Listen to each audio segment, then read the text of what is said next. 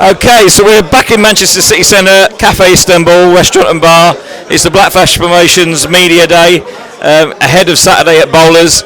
Garth Ward Jr., we spoke to you earlier on in the week, and I'll tell you what, wow, how many seats have you sold? 400, I think. Yeah, 400 I've got coming. So you've got some support, mate. Yeah, that's just the start, That's without me pushing it either. So there'll be more than that. There's going to be a big following, make a good atmosphere in there. So how have you found this week? Because obviously it's fight week, it's a little bit different on a small show, and you're turning over, professional. Yeah, with it being obviously my pro debut, first time going through all this, but it's the waiting in between. It's this week. You just want to get in and fight, but it's because you slow down in the gym, you're not doing as much. So yeah, it's a bit just waiting about, but I just want to get in there now and do the business. And obviously, we mentioned in the main press conference, you know, there are always trials and tribulations in a fight week leading up to the fight. How does a boxer focus on what they've got to do and let that kind of the manager and the promoter deal with that other stuff? Well, everyone knows their jobs, don't they? Everyone do take their roles and take it for what it is, but you kind of get tunnel vision.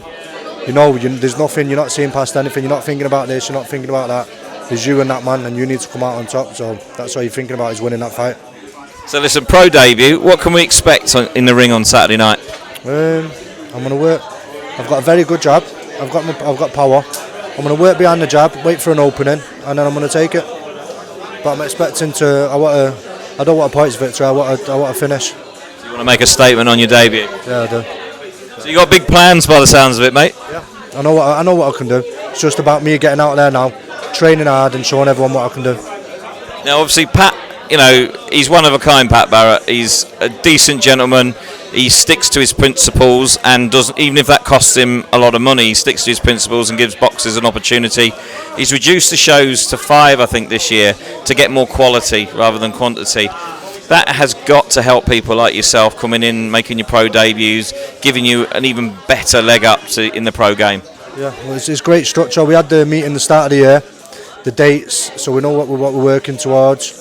And then you just think up at 5 opportunities. I think it's 5 or 6 shows. 6 shows, isn't it? Yeah. To get out and show what you can do.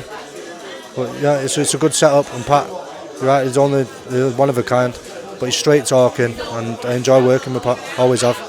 And obviously, in the gym, you've of course got the influences of Zelfa and Lyndon, and you know all the guys around you. You seem to, you know, when we see you in the gym, you seem to sort of fit in and just find it really comfortable. Yeah, well, I was there.